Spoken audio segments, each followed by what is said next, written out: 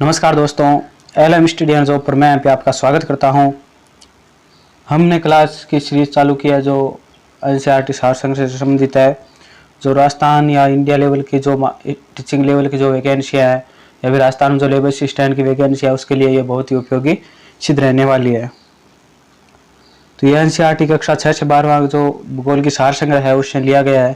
यानी जो कक्षा 6 से 12 तक जो पृथ्वी और उसके ऊपर रचना से संबंधित जो महत्वपूर्ण फैक्ट है वो सभी इस क्लास में कवर हो जाएंगे।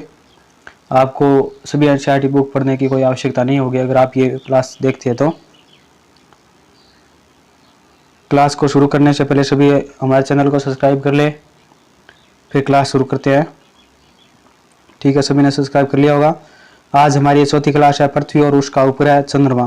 यानी जो पृथ्वी है और उसका उपग्रह कौन सा है, ये चंद्रमा है। तो आज ये हमारी कौन सी क्लास है, ये चौथी क्लास है। पीछे 3 क्लासें हो गई है जो आप प्लेलिस्ट बनी है, प्लेलिस्ट में जाकर देख सकते हैं। पृथ्वी का भूगर्भिक इतिहास, यानी पृथ्वी है उसका भूगर्भिक इतिहास किस प्रकार है, तो उसके बारे में महत्वपूर्ण फैक्ट कौन कौन से है वो हम अब देखेंगे। पृथ्वी की आयु हालांकि 4.6 अरब यानी बिलियन वर्ष बताई जाती है, किंतु पृथ्वी पर सबसे प्राचीन पत्थर में रेडियो धर्मी तत्वों के परीक्षण के उपरांत इसकी आयु कितनी अनुमानित की गई है, तो इसकी कितनी अनुमानित की गई है 3.9 बिलियन वर्ष। पृथ्वी के भूगर्भिक इतिहास की व्याख्या का सबसे पहला प्रयास किस वैज्ञानिक ने किया था, तो किस वैज्ञानिक ने किया था, कास्ते दफन, जो कहाँ का था, फ्रांस का था। आद्यकल्प आर्कियन और प्री कैरेबियन 2 भागों में विभाजित किया गया है। आर्कियन काल में शैलों में जीवाश्मों का पूर्णतः अभाव है, इसलिए इसे किस अन्य काल के नाम से भी जाना जाता है, तो इसे किस अन्य काल के नाम से जाना जाता है, प्राग जैविक काल के नाम से जाना जाता है।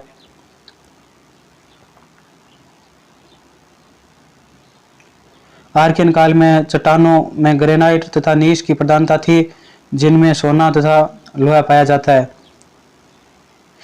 यानी ग्रेनाइट और नीश की प्रधानता थी चट्टानों में, आर्कियन काल की चट्टानों में, जिसमें क्या पाया जाता है, सोना और लोहा पाया जाता है। कनाडियन और फेनोस्केडिया शील्डों का निर्माण किस काल में हुआ है, तो आर्कियन काल में हुआ है। किस काल गर्म सागरों में मुख्यतः नरम त्वचा वाले रीढ़ विहीन जीव का आविर्भाव हुआ है, तो किस काल में हुआ है, ग्रेनाइट और नीश काल में हुआ है। पुराजीवी महाकल्प को इसके 6 उपभागों में विभाजित किया जाता है। कैरेबियन काल, आर्डोविशियन काल, सिल्यूरियन काल और डोविनियल काल, ये सब क्या है, 6 उप विभाग है पुराजीवी महाकल्प के। कार्बोनिफेरस युग और प्रीमियन युग, इस महाकल्प को किस अन्य नाम से जाना जाता है, तो इसके इन सभी जो ये पुराजीवी महाकल्प है इसको अन्य किस नाम से जाना जाता है, प्राथमिक युग के नाम से जाना जाता है। कैम्ब्रियन काल में प्राचीनतम अवसादी शैलों का निर्माण हुआ है। इसी काल में भारत में किस पर्वतमाला का निर्माण हुआ है, विंध्याचल पर्वतमाला का। किस काल में पृथ्वी पर सर्वप्रथम वनस्पति तथा रीढ़ विहीन जीवों तथा समुद्रों में घासों की उत्पत्ति हुई थी, तो कैम्ब्रियन काल में हुई है। किसकी हुई है, वनस्पति तथा रीढ़ विहीन जीव थे और जो समुद्री घास थी उसकी क्या हुई है, उत्पत्ति हुई है। ऑर्डोविशियन काल में सागरीय वनस्पति का विस्तार हुआ है। इस काल में समुद्र में किस प्रकार के जीव उत्पन्न हुए हैं, तो रेंगने वाले जीव उत्पन्न हुए हैं। सिल्यूरियन काल में रीढ़ वाले जीवों का सर्वप्रथम उद्भव और उनका विकास हुआ है, इसलिए इस काल को किस युग के नाम से जाना जाता है, तो रीढ़ वाले जीवों के युग के नाम से जाना जाता है। सिल्यूरियन काल में स्थल पर पहली बार पत्ती विहीन पौधे का उद्भव किस देश में हुआ था, जो सिल्यूरियन काल था तो वहां पर क्या हुआ, पहली बार पत्ती विहीन पौधे का उद्भव किस देश में हुआ, तो ऑस्ट्रेलिया में हुआ था। सिल्यूरियन काल में स्कैंडिनेविया तथा स्कॉटलैंड के पर्वतों का निर्माण हुआ। यह व्यापक कैलेडोनियन पर्वतीय हलचलों का काल भी है। किस काल में समुद्र में मछलियों की उत्पत्ति हुई, तो समुद्र में मछलियों की उत्पत्ति किस काल में हुई, सिल्यूरियन काल में हुई है। डिवोनियल काल में पृथ्वी की जलवायु समुद्र जीवों विशेषकर मछलियों के लिए काफी अनुकूल थी। इन जो डेमिनियल काल था उसमें क्या था, जलीय समुद्र जीवों में विशेषकर मछलियों के लिए ये काफी अनुकूल था। इसी काल में शार्क मछली का भी उद्भव हुआ।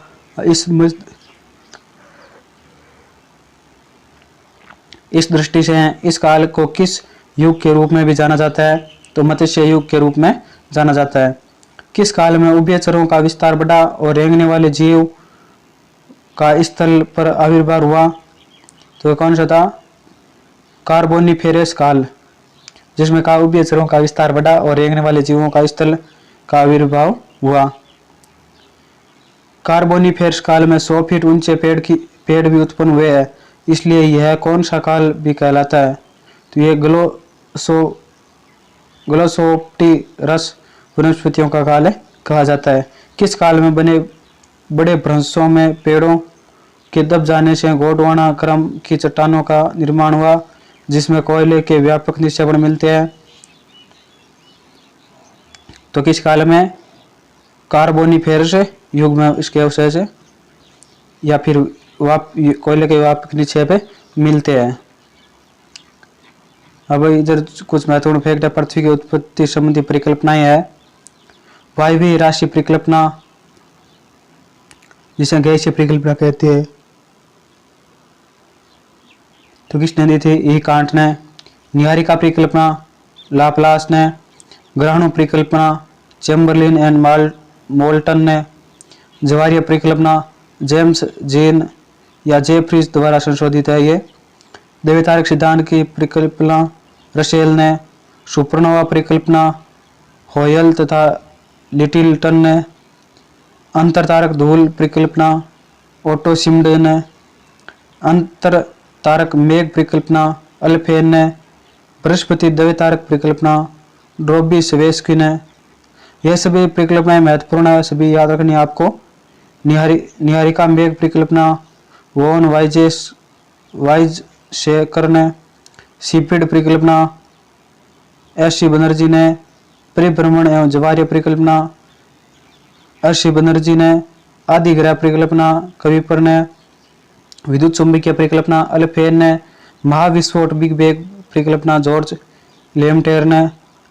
पुंसल तारा परिकल्पना बफन ने। और स्फीति सिद्धांत की परिकल्पना किसने दी थी, अल्फन गुथ ने दी थी।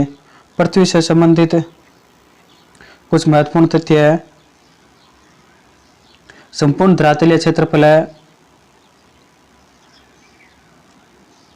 51,66,100 वर्ग किलोमीटर है। चंद्रमा के प्रकाश का पृथ्वी पर पहुंचने का समय है 1 मिनट 3 सेकंड और दिन और रात पृथ्वी पर बराबर होते हैं। कब कब होते हैं, 21 मार्च और 23 सितंबर को दिन और रात पृथ्वी पर बराबर होते हैं। सबसे बड़ा दिन या लंबा दिन 21 जून होता है और सबसे छोटा दिन है वो 22 दिसंबर होता है। अब प्रश्न घुमा के दे देगा, सबसे छोटी रात कौन सी होती है, तो 21 जून को सबसे छोटी रात होती है। और सबसे बड़ी रात है वो कौन सी होती है, ये 22 दिसंबर को सबसे बड़ी रात होती है। पृथ्वी के अक्ष का कक्षातल पर झुकाव कितना है, तो 23.5 डिग्री झुकाव है।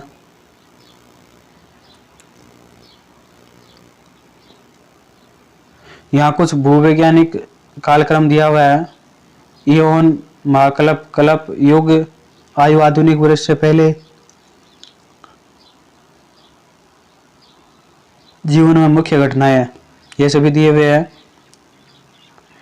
तो महाकल्प इयोन कौन सा था, इयोन तो इसमें नहीं दिया। महाकल्प कौन सा था, नवजीवन, आज से 6.3 करोड़ वर्ष पहले था ये। और जिसमें चतुर्थ कल्प था, चतुर्थ कल्प में क्या हुआ, युग कौन सा था, अभिनव, अत्यंत नूत था। अभिनव युग है, ये 0 से 10,000 वर्ष पहले था, जिसमें क्या हुआ, आधुनिक मानव का विकास हुआ था। और अत्यंत नूत जो 10,000 से 20 लाख वर्ष पहले था, जिसमें आदिमानव का विकास हुआ था। उसके बाद तृतीय कल्प में अति नूतन 20 लाख से 50 लाख आरंभिक मनुष्य के पूर्वज थे। और अल्प नूतन 50 लाख से 2.4 करोड़ वर्ष पहले वनमानुष, फूल वाले पौधे और वृक्ष। 24 करोड़ से 3.7 करोड़ मनुष्य से मिलता जुलता वनमानुष अधिनूतन 3.7 करोड़ से 8.8 करोड़ जो खरगोश है उनका विकास हुआ। पुरानूतन 5.7 करोड़ वर्ष से 5 करोड़ वर्ष के मध्य इसका काल था। वर्ष पहले छोटे स्तनपायी चूहे आदि जीव थे। ये तो थे नवजीवी महाकल्प। उसके बाद है मध्यजीवी। मध्यजीवी महाकल्प में 6.5 करोड़ वर्ष से 24.5 करोड़ वर्ष पहले स्तनपायी जो जीव थे। कल्प कौन सा था? क्रीटेशियस, जुरेसिक और ट्रियासिक, ये क्या थे? 3 प्रकार के कल्प थे, जिसमें क्रीटेशियस कल्प में काल था 6.5 करोड़ वर्ष से 14.4 करोड़ वर्ष, जिसमें डायनासोर का विलुप्त होना था। और जुरेसिक काल में क्या, जुरेसिक कल्प में क्या हुआ था? इसका काल था 14.4 करोड़ से 20.8 करोड़ तक था वर्ष पहले, जिसमें डायनासोर युग था। और ट्रियासिक काल है वो 20.8 करोड़ से 24.5 करोड़ वर्ष पहले था, जिसमें मेंढक और समुद्री कछुए का विकास हुआ था। अब आता है महाकल्प में पराजीवी, जो 24.5 करोड़ वर्ष पहले से 7.0 करोड़ वर्ष पहले तक था। ये था, जिसमें थे प्रीमियम, कार्बोनिफेरस, डेवोनियन, प्रवालोदी, सिल्रियन, ओर्डोविशियस, कैरेबियन, ये सभी काल थे। इस काल के ये समय इधर आप वीडियो को पॉज करके देख सकते हैं, जिसमें रहने वाले जीवों का अधिकता जल स्थल सर, पहले रेंगने वाले जीव जंतु की रीढ़ की हड्डी वाले पहले जीव, स्थल व जल में रहने वाले जीव, शील व जीवन के प्रथम चिन्ह, पौधे व पहली मछली, स्थल व कोई भी जीवन नहीं, जल में बिना रीढ़ की हड्डी वाले जीव। तो ये किस में थे? कैरेबियन काल में इनका विकास हुआ था। उसके पहले आता है पूर्व कैरेबियन, 57 करोड़ से 4 अरब 80 करोड़ वर्ष पहले। और उसके बाद आता है तारों की उत्पत्ति, सुपरनोवा और बिग बैंग है, ये 5 अरब से 13.7 अरब वर्ष पहले का ये बात है, ये जिसमें सूर्य की उत्पत्ति और ब्रह्मांड की उत्पत्ति हुई थी।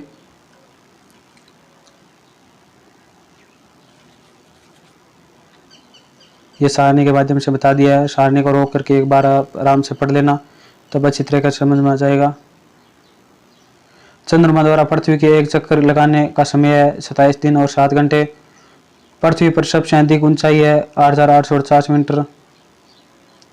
पृथ्वी पर सबसे अधिक गहराई है 11,022 मीटर, जो मेरियाना ट्रेंच प्रशांत महासागर में स्थित है। मेगा युग या पृथ्वी के इतिहास में एक नया युग। भूवैज्ञानिकों ने पृथ्वी के इतिहास में कई नए युग की खोज की है, जिसकी शुरुआत 4,200 वर्ष पहले हुई थी और जो आज तक जारी है। इसका निर्माण मेगालिय युग रखा गया है। अंतर्राष्ट्रीय भूवैज्ञानिक विज्ञान संघ ने जुलाई 2018 में इसकी आधिकारिक मान्यता प्रदान की थी। इस खोज के बाद होलोसीन युग को 3 उपवर्गों में बांटा गया है। होलोसीन युग की शुरुआत ग्रीनलैंड 11,700 से 8,326 वर्ष पूर्व नाम दिया गया था। यह वह युग था जब पृथ्वी हिमयुग से बाहर आई थी। मध्य होलोसीन युग को नॉर्थ ग्रीपियन 8,326 से 4,200 वर्ष पूर्व नाम दिया गया था। मेगालिय युग होलोसीन युग का नवीनतम युग है। इन जो होलोसीन युग था उसका नवीनतम युग कौन सा है? मेगालिय युग है। भूवैज्ञानिकों द्वारा की गई खोज के अनुसार मेगालिय युग की शुरुआत भयंकर सूखे के साथ हुई थी, जिसका प्रभाव 200 वर्ष तक रहा। इन सूखे के कारण मिस्र, यूनान, सीरिया, फिलीपींस, मेसोपोटामिया, सिंधु घाटी और यांगत्से नदी की घाटी में कृषि आधारित सभ्यता समाप्त हो गई। शोधकर्ताओं की एक अंतर्राष्ट्रीय टीम ने मेघालय की एक माओमुल्लुह गुफा की छत से टपक कर फर्श पर जमा हुआ टेलेग्रामाइट चूने का एकत्रित कर उसका अध्ययन किया। इस अध्ययन ने पृथ्वी के इतिहास में घटी सबसे छोटी जलवायु घटना को परिभाषित करने की मदद की है। इस कारण इस युग को मेघालय युग कहा जाता है। यानी इसी कारण क्या कहा जाता है, इसे मेघालय का युग कहा जाता है। यहाँ पर कुछ डायग्राम बनाया हुआ है।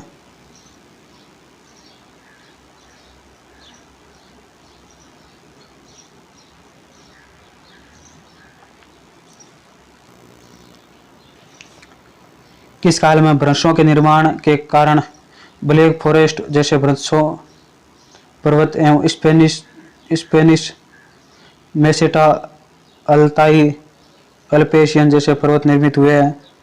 तो ये थे पर्मियन काल में। वर्षण के कारण उत्पन्न आंतरिक झीलों के वाष्पीकरण से पृथ्वी पर किसके भंडारों का निर्माण हुआ है, तो पोटाश का निर्माण हुआ है। मध्यजीवी महाकल्प को द्वितीयक युग भी कहा जाता है। इसे किन 3 कालों में विभाजित किया गया है, तो ट्रियासिक, जुरासिक और क्रेटेशियस काल में मध्यजीवी महाकल्प है, इसे 3 भागों में विभाजित किया गया है। ट्रियासिक काल में स्थल पर बड़े बड़े रेंगने वाले जीवों का विकास हुआ। इस काल में पहले पक्ष का उद्भव हुआ। इसका क्या नाम था, तो इसका नाम था आर्कियोप्टेरिक्स।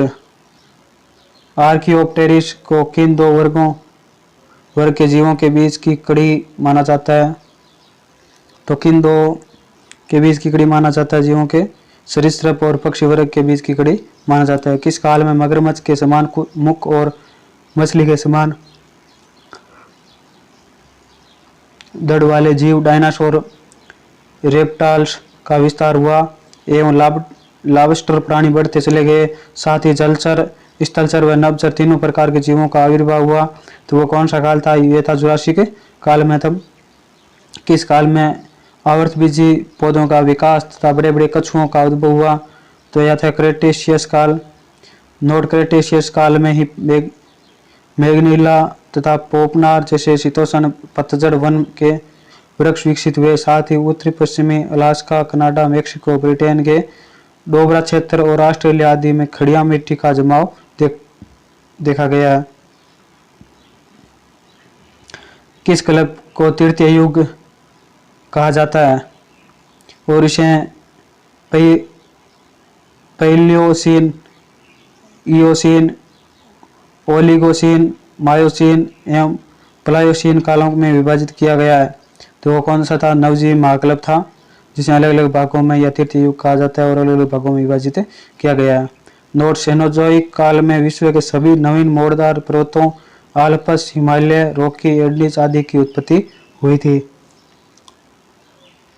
तो जो ये सभी है हिमालय, आल्प्स, रॉकीज, एंडीज, इस पर्वतों का निर्माण है वो किस काल में हुआ था, सेनोजोइक काल में इसका निर्माण हुआ था।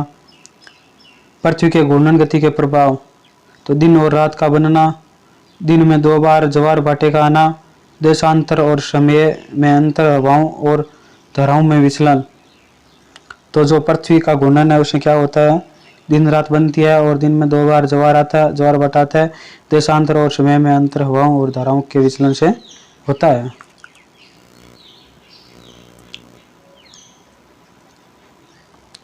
किस काल में अल्पाइन पर्वतीकरण प्रारंभ हुआ तथा सर्वप्रथम स्तनपायी जीवों व पूंछ विहीन बंदरों का आविर्भाव हुआ, वह कौन सा युग था, पैलोसियन काल में हुआ था। इयोसीन काल में काल में स्थल पर रेंगने वाले जीव प्राय विलुप्त हो गए तथा हाथी, घोड़ा, गेंडा तथा सुअर के पूर्वजों का आविर्भाव हुआ। प्राचीन बंदर एवं गिब्बन किस देश सबसे पहले उत्पन्न हुए थे, तो ये थे म्यांमार में। कौन सा काल में वृहद हिमालय की उत्पत्ति का मुख्य काल है, तो ओलिगोसीन काल है जो हिमालय की उत्पत्ति का मुख्य काल है। किस काल में बड़े आकार की सरक जनजाति किस काल में बड़े आकार की सारक मछली, प्रोकानसल यानी पूंछहीन बंदर, हंस व बतख जैसे जल पक्षी और पेंगुइन आदि उत्पन्न हुए तथा हाथों का विकास हुआ। ये कौन सा काल था, मायोसीन का काल था। मध्य या लघु हिमालय की उत्पत्ति मायोसीन काल में हुई है? मायोसीन काल में किस पर्वत श्रृंखला की उत्पत्ति हुई है? तो ये थी शिवालिक पर्वत श्रृंखला की। किस काल में बड़े स्तनपायी प्राणियों की संख्या में ह्रास, सार्क का विनाश, मानव के पूर्वज का विकास एवं आधुनिक स्तनपायियों का आविर्भाव हुआ? तो यह कौन सा काल था? प्लास्टोसीन काल था। नूतन महाकल्प को चतुर्थ युग भी कहा जाता है। इस काल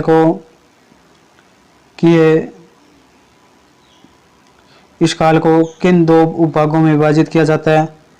तो प्लीस्टोसीन और हीलोसीन में विभाजित किया जाता है। पृथ्वी पर उड़ने वाले पक्षियों का आविर्भाव तथा मानव एवं अन्य स्तनपायी जीवों का वर्तमान स्वरूप में विकास किस काल में हुआ? प्लीस्टोसीन काल में। जो हमने ऊपर सारणी बताई है उस सारणी में विस्तार से दिया हुआ है, वहां आप आसानी से समझ सकते हैं, यहाँ पर थोड़ा कंफ्यूज हो सकते हो। प्लीस्टोसीन काल में यूरोप में 4 हिम युग देखे गए। तापमान वृद्धि के कारण इस हिम की समाप्ति किस काल में प्रारंभ हुई और आज भी जारी है? तो नूतन काल में यह प्रारंभ हुई थी। किस काल में पृथ्वी ने कृषि कार्य तथा पशुपालन प्रारंभ किया? तो नूतन काल में प्रारंभ कर दिया था इन्होंने। होलोसीन काल भूवैज्ञानिकों इतिहास के दृष्टिकोण से हम जिस युग में रह रहे हैं वह होलोसीन युग है। मध्य होलोसीन युग में कौन सा नाम दिया था? तो नॉर्थ ग्रीपियन 8326 से 9200 वर्ष पूर्व ये नाम दिया गया था। हाल ही में भूवैज्ञानिकों ने पृथ्वी के इतिहास में किस नए युग की खोज की है? इन्हीं हाल ही में क्या भूवैज्ञानिकों ने पृथ्वी के इतिहास में किस नए ग्रह की खोज की है जिसको होलोसीन युग का नवीनतम युग माना जाता है? तो ये था मेघालय युग। पृथ्वी एवं उसकी गतियां, यानी पृथ्वी से संबंधित जो गतियां हैं उसके बारे में अब आगे अध्ययन करेंगे। सूर्य से पृथ्वी की औसत दूरी 15 करोड़ किलोमीटर है। औसत दूरी के अनुसार यह किस क्रम का ग्रह है? तो ये तीसरा है, बुध पहला और शुक्र दूसरा है।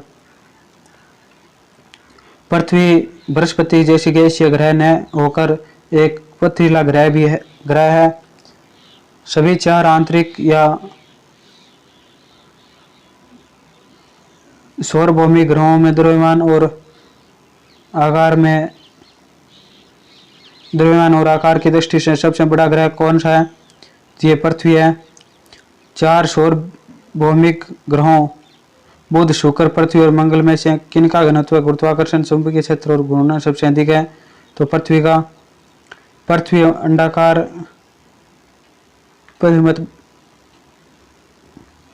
अंडाकार पथ पर सूर्य का चक्कर लगाती है, जिस कारण यह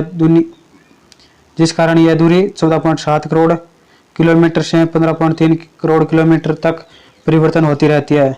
जब पृथ्वी अंडाकार पथ पर चक्कर लगाते हुए सूर्य से अधिकतम दूरी पर रहती है तब इस अवस्था को क्या कहा जाता है?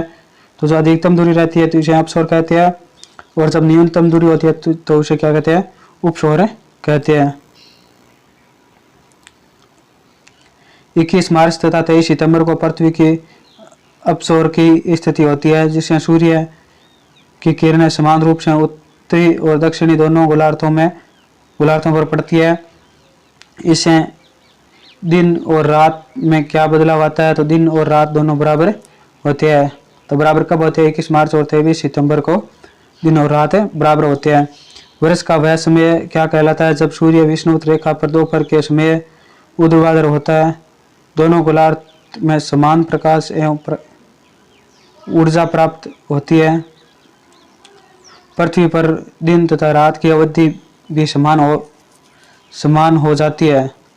तो ये कहाँ हो जाती है? विश्व के पास में।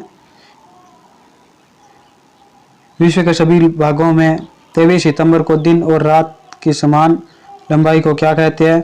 शरदकालीन विश्व कहा जाता है। पृथ्वी अपने अक्ष पर घूमने के साथ साथ सूर्य के चारों ओर अंडाकार पथ पर चक्कर लगाती है। परिक्रमा के इस अंडाकार मार्ग को क्या कहा जाता है? तो बोक्सका कहा जाता है।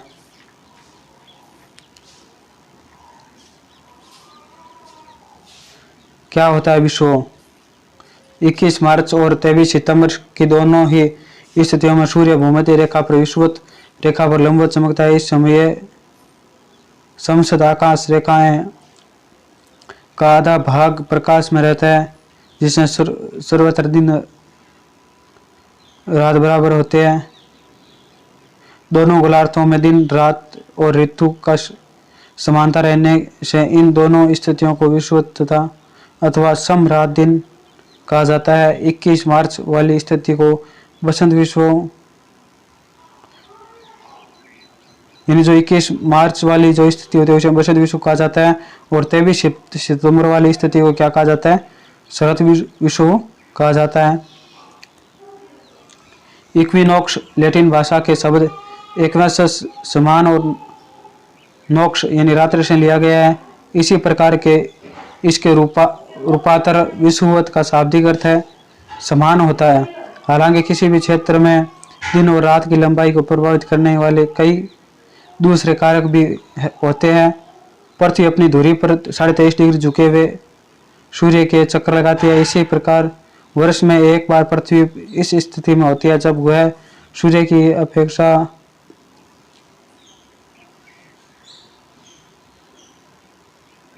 सूर्य की ओर झुकी रहती है, और एक बार सूर्य से दूसरी ओर झुकी रहती है। इस प्रकार वर्ष में 2 बार ऐसी स्थितियां भी आती है जब सूर्य का झुकाव न सूर्य की ओर ही होता है और न ही सूर्य से दूसरी ओर होता है, बल्कि बीच में होता है। इसी स्थिति को विषुवत कहा जाता है।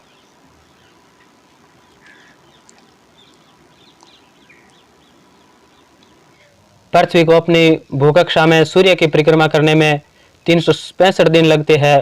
पृथ्वी की इस गति को क्या कहते हैं? तो इस गति को परिक्रमण अथवा वार्षिक गति कहते हैं। पृथ्वी सूर्य की परिक्रमा अर्थात एक चक्कर 365 दिन 5 घंटे 48 मिनट और 45.51 सेकंड में पूरा करती है। यानी सूर्य के एक चक्कर लगाने में पृथ्वी कितना समय लेती है? तो 365 दिन 5 घंटे 48 मिनट और 45.51 सेकंड लेती है। यही अपने परिक्रमण पथ पर 66.5 डिग्री के कारण कोण पर झुकी हुई होती है। इस झुकाव के कारण कौन सी भौगोलिक परिघटनाएं होती है? तो ऋतु परिवर्तन होता है। भूमध्य रेखा का आधा भाग प्रत्येक स्थिति में प्रकाश प्राप्त करता रहता है, इसलिए भूमध्य रेखा पर दिन रात कितना अंतर रहता है? तो दिन रात सदैव क्या होते हैं? बराबर रहते हैं। कहाँ पर? भूमध्य रेखा पर, जिसे 0 डिग्री विषुवत रेखा भी कहते हैं। किस यूरोपीय देशों का अधिकांश भाग उत्तरी ध्रुव वृत्त के भीतर स्थित है, जहां आधी रात में भी सूर्य दिखाई पड़ता है, जिसकी वजह से उसको अर्धरात्रि के सूर्य का देश भी कहा जाता है? तो किसे कहा जाता है? नॉर्वे को। भूमध्य रेखा पर दिन की अधिकतम लंबाई 12 घंटे और 66.5 डिग्री अक्षांश पर 24 घंटे है। ध्रुवों पर दिन की अधिकतम लंबाई कितनी होती है? तो ध्रुवों पर अधिकतम दिन की लंबाई कितनी होती है?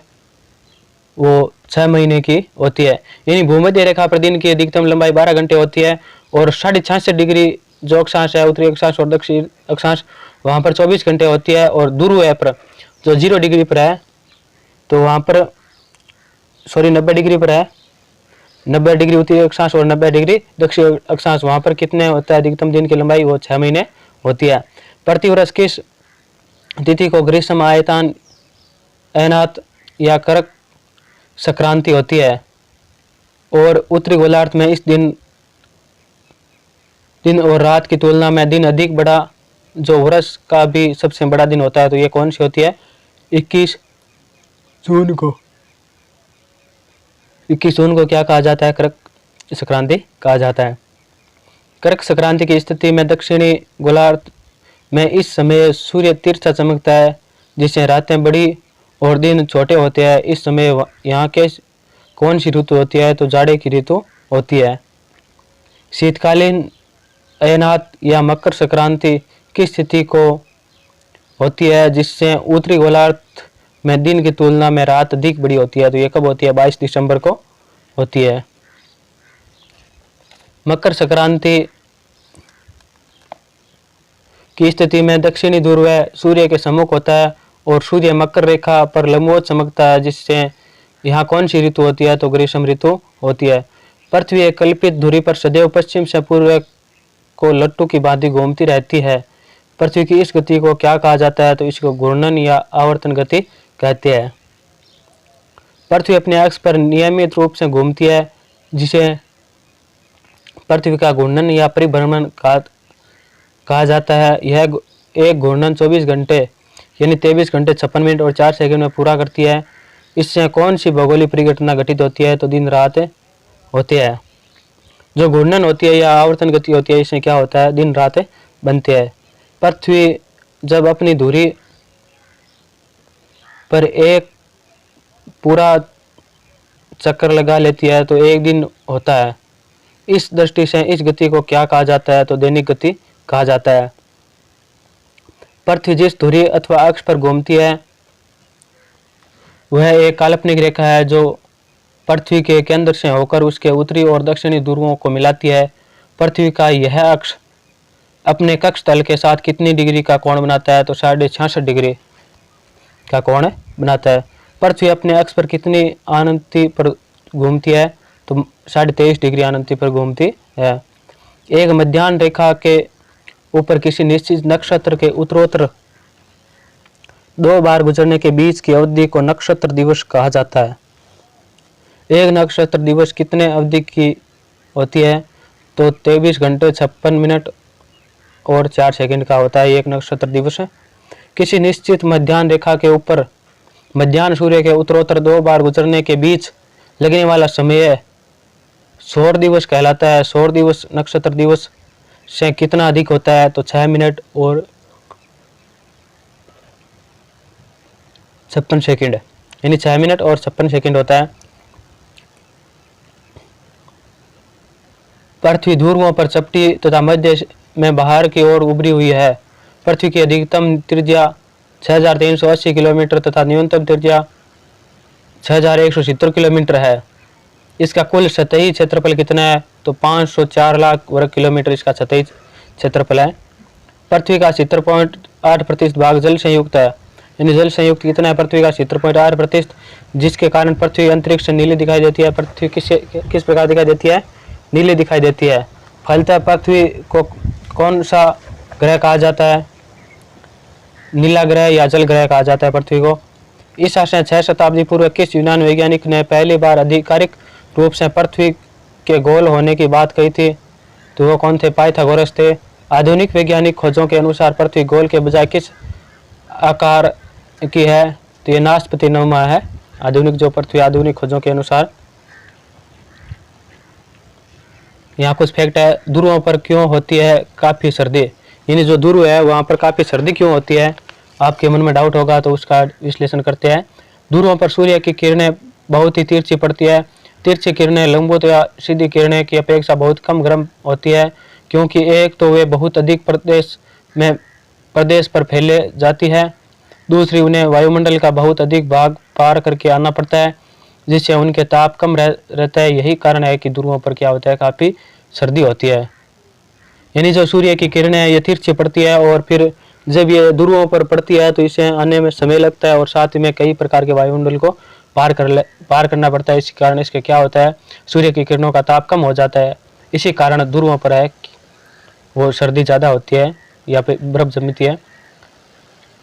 किसे कहते हैं मानक समय? जो मानक समय होता है, आपने सुना होगा कि भारत का मानक समय, अमेरिका का मानक समय है, विश्व का मानक समय है।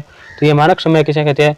प्रत्येक देशांतर रेखा का मध्याह्न उस समय होता है जब देशांतर रेखा ठीक सूर्य के सामने होती है। इस कारण एक ही देश में प्रत्येक देशांतर के समय में 4 मिनट का अंतर आ जाता है। यदि प्रत्येक देशांतर रेखा के अनुसार उस देशांतर रेखा पर स्थित नगरों का समय गिना जाए तो रेलगाड़ियां, बसों और आकाशवाणी आदि के कार्य में बड़ी असुविधा उत्पन्न हो जाएगी। यानी जो देशांतर है, प्रत्येक देशांतर के अंतर में क्या होता है? 4 मिनट का अंतर होता है। अगर वो प्रत्येक देशांतर का अलग अलग टाइम मान लिया जाए तो रेलगाड़ियां, बसों और आकाशवाणी का समय भी अलग अलग हो जाएगा और बड़ी भी असुविधा हो जाएगी। अतः किसी देश अथवा क्षेत्र में किसी एक मध्यवर्ती देशांतर रेखा के स्थानीय समय को पूरे देश अथवा क्षेत्र का समय मान लिया जाता है। ऐसे समय को मानक समय कहा जाता है। यानी किसी क्षेत्र विशेष का या फिर देश का एक ही समय मान लिया जाता है तो उसे ही क्या कहा जाता है, मानक समय कहा जाता है। भारत में मानक समय कौन सा है? भारत में है 88.5 डिग्री पूर्वी देशांतर पर जब मध्याह्न होता है तो पूरे देश में मध्याह्न मान लिया जाता है। यूएसए और रूस आदि पूर्व पश्चिम दिशा में अति विस्तृत देश में एक से अधिक मानक समय माने जाते हैं। यानी जो पूर्व पश्चिम देश है यूएसए और रूस, ये बहुत बड़े अधिक क्षेत्र में विस्तृत है, यानी इसका क्षेत्रफल बड़ा है। तो ये क्या करते हैं, एक से अधिक भी समय जोन मानते हैं या मध्याह्न समय रेखा मानते हैं। अंतर्राष्ट्रीय तिथि रेखा, यानी अंतर्राष्ट्रीय तिथि रेखा क्या है? अंतर्राष्ट्रीय तिथि रेखा प्रशांत महासागर के बीचों बीच 180 डिग्री देशांतर पर उत्तर से दक्षिण की ओर खींची गई एक काल्पनिक रेखा है। प्रत्येक नए दिन का प्रारंभ इसी रेखा से माना जाता है। इस रेखा को पश्चिम से पूर्व की ओर पार करने पर एक दिन कम हो जाता है तथा पूर्व से पश्चिम की ओर पार करने पर आगे का दिन गिना जाता है। उदाहरण के लिए जो यात्री इस रेखा को पश्चिम से पूर्व की ओर और सोमवार को 5 बजे साय पार करता है तो दूसरी ओर रविवार को 5 बजे साय माना जाता है। और जो रविवार को सूर्य जो रवि पूर्व से पश्चिम की ओर पार करता है वह अगला दिन सोमवार माना जाता है। इस रेखा को स्थल भाग से दूर रखा गया है ताकि एक ही देश से रहने वाले लोगों को असुविधा ना हो।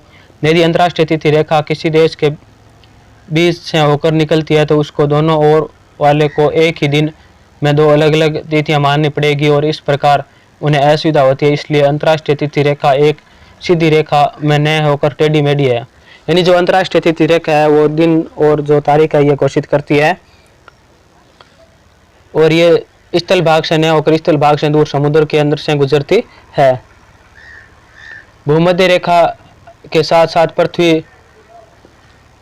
का व्यास ध्रुवों पर कितने डिग्री के कोण से कम स्थान घेरता है? तो मात्र ये 10 डिग्री स्थान घेरता है। एक सर्वमान्य परिकल्पना के अनुसार पृथ्वी की उत्पत्ति एक तारे के निर्माण के फलस्वरूप हुई थी। इस तारे को क्या कहा जाता है? तो इसे क्या कहा जाता है? नीहारिका कहा जाता है। अब हम देख लेते हैं अक्षांश और देशांतर आदि रेखाएं। जो लेबर असिस्टेंट का सिलेबस है उसमें अक्षांश और देशांतर का एक टॉपिक दिया हुआ है, तो आप उसके लिए देखते हो तो ये टॉपिक ध्यान से देख लेना। यानी सभी इसमें जो फैक्ट है ये सभी महत्वपूर्ण है। पृथ्वी के तल पर 2 निश्चित एवं स्थिर बिंदु है जिनको स्थिति निर्धारित करने के लिए आधारभूत संदर्भ बिंदु माना जाता है। ये 2 स्थिर बिंदु कौन से है?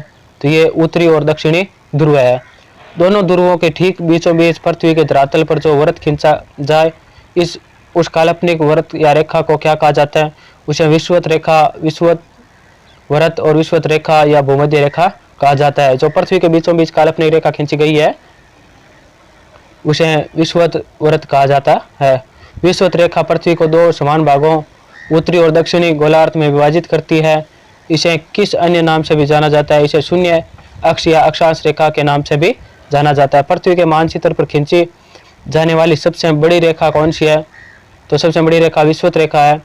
विषुवत वृत्त के समानांतर खींचे गए वृत्तों या रेखाओं को क्या कहा जाता है? तो इसे अक्षांश रेखा कहा जाता है। नोट, अक्षांश रेखाओं को समानांतर रेखाएं भी कहा जाता है। ग्लोब पर ज्यों ज्यों हम विषुवत रेखा से उत्तरी ध्रुव या दक्षिणी ध्रुव की ओर देखते हैं अक्षांश वृत्त छोटे होते जाते हैं और ध्रुवों पर वे शून्य के बराबर हो जाते हैं।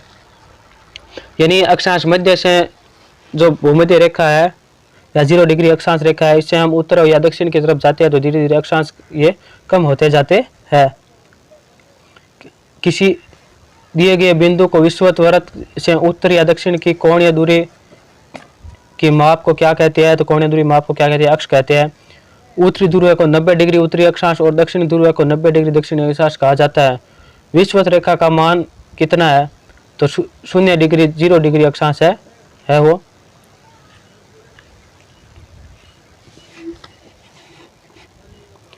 उत्तरी और दक्षिणी ध्रुवों के बीच के सभी अक्षांश वृत्तों को उनकी किस रेखा के कोणात्मक दूरी के अनुसार लिखा जाता है? तो किसके अनुसार लिखा जाता है? विषुवत रेखा के अनुसार। उत्तरी गोलार्ध में भूमध्य रेखा के समांतर 23.5 डिग्री पर खींची गई रेखा को कर्क रेखा कहा जाता है या ट्रॉपिक ऑफ कैंसर कहा जाता है। दक्षिणी गोलार्ध में भूमध्य रेखा के समानांतर 23.5 डिग्री अक्षांश पर खींची गई रेखा को क्या कहा जाता है, तो मकर रेखा कहा जाता है। यानी उत्तरी गोलार्ध में जो 23.5 डिग्री है उसे तो कर्क रेखा, और दक्षिणी गोलार्ध में जो 23.5 डिग्री है भूमध्य रेखा से, तो उसे मकर रेखा कहा जाता है। आर्कटिक वृत्त 66.5 डिग्री उत्तरी अक्षांश पर स्थित है और 66.5 डिग्री दक्षिणी अक्षांश पर कौन सा वृत्त स्थित है, तो अंटार्कटिक वृत्त स्थित है। किस वृत्त पर दिन और रात की अवधि बराबर होती है, तो केवल विषुवत वृत्त पर दिन और रात की अवधि बराबर होती है। विषुवत रेखा के दोनों और कर्क रेखा से लेकर मकर रेखा तक के वे क्षेत्र तक के क्षेत्र को क्या कहा जाता है, जहाँ सूर्य की किरणें वर्ष पर लगभग सीधी पड़ती है, जिससे इस क्षेत्र में काफ़ी गर्मी रहती है, तो उसे क्या कहा जाता है, उष्ण कटिबंधीय कहा जाता है। कर्क वृत्त एवं आर्कटिक वृत्त के बीच तथा मकर वृत्त एवं अंटार्कटिक वृत्त के बीच के क्षेत्र को क्या कहा जाता है, तो इसे शीतोष्ण कटिबंध कहा जाता है। यानी जो विषुवत रेखा है इसके 23.5 डिग्री उत्तरी और 23.5 डिग्री दक्षिण जो क्षेत्र है उसे क्या कहा जाता है, उष्ण कटिबंध कहा जाता है। और जो 23.5 डिग्री से 66 डिग्री के बीच में जो है उत्तरी और दक्षिणी भाग में उसे क्या कहा जाता है, शीतोष्ण कटिबंध। यानी शीत और उष्ण दोनों का सम्मिलित रूप को क्या कहा जाता है, शीतोष्ण कटिबंध कहा जाता है। नोट, कर्क वृत्त से उत्तरी ध्रुव तक समशीतोष्ण कटिबंध तथा मकर वृत्त से दक्षिणी ध्रुव तक दक्षिणी समशीतोष्ण कटिबंध होता है। आर्कटिक एवं अंटार्कटिक वृत्त तथा ध्रुवों के बीच के क्षेत्र को क्या कहा जाता है, तो शीत कटिबंध कहा जाता है। यानी 66 डिग्री से लेकर जो 90 डिग्री है तो उसके बीच को क्या कहा जाता है, शीत कटिबंध। यानी केवल बड़ी विवरण है यहाँ पर। उत्तरी ध्रुव वृत्त से उत्तरी ध्रुव तक उत्तरी शीत कटिबंध तथा दक्षिणी ध्रुव वृत्त से दक्षिणी ध्रुव तक दक्षिणी शीत कटिबंध होता है। यानी जो उत्तर की ओर है उसे उत्तरी कटिबंध और दक्षिण की ओर उसे दक्षिण कटिबंध कहा जाता है, शीत कटिबंध कहा जाता है। कुछ काल्पनिक रेखाएं उत्तर और दक्षिणी ध्रुवों को मिलाती हुई खींची जाती है, जो अर्धवृत्त बनाती है, उन्हें क्या कहा जाता है, तो उसे देशांतर कहा जाता है। यानी उत्तर और दक्षिण की ओर से खींची रेखा को क्या कहा जाता है, देशांतर रेखाएं कहा जाता है। देशांतर रेखाएं विषुवत वृत्त को लंबवत काटती है और उत्तर दक्षिण दिशा में होती है। देशांतर रेखा को किस अन्य नाम से भी जाना जाता है, तो मध्याह्न रेखा के नाम से भी जाना जाता है। नोट, इस पर स्थित सभी स्थानों पर एक ही समय पर मध्याह्न अथवा दोपहर होता है। क्योंकि पृथ्वी अपने काल्पनिक अक्ष पर पश्चिम से पूर्व की ओर घूमती है, इसलिए ग्रीनविच से पूर्व स्थानों का समय यहाँ के समय से आगे एवं पश्चिम के स्थानों का समय यहाँ से पीछे होगा। कितने डिग्री पर पूर्वी एवं पश्चिमी देशांतर एक ही रेखा होगी, यानी कितने डिग्री पर पूर्व एवं पश्चिम देशांतर एक ही रेखा होगी, तो 180 डिग्री होगी। एक अक्षांश के बीच की दूरी लगभग 111 किलोमीटर होती है। यह दूरी विषुवत रेखा से ध्रुवों की ओर कितनी होती जाती है, तो थोड़ी अधिक होती जाती है। अब कुछ फैक्ट है वो देख लेते हैं। पृथ्वी की आंतरिक परतें, यानी जो पृथ्वी की आंतरिक परतें हैं, गहराई किमी में भूपर्पट्टी या क्रस्टल 0 से 35 किलोमीटर, ऊपरी भूपर्पट्टी 35 है। यहाँ पर थोड़ा मिस्टेक है क्योंकि यहाँ थोड़ा कम दिखाई दे रहा है, तो हम बुक से देख लेते हैं कितना दिया हुआ है यहाँ पे।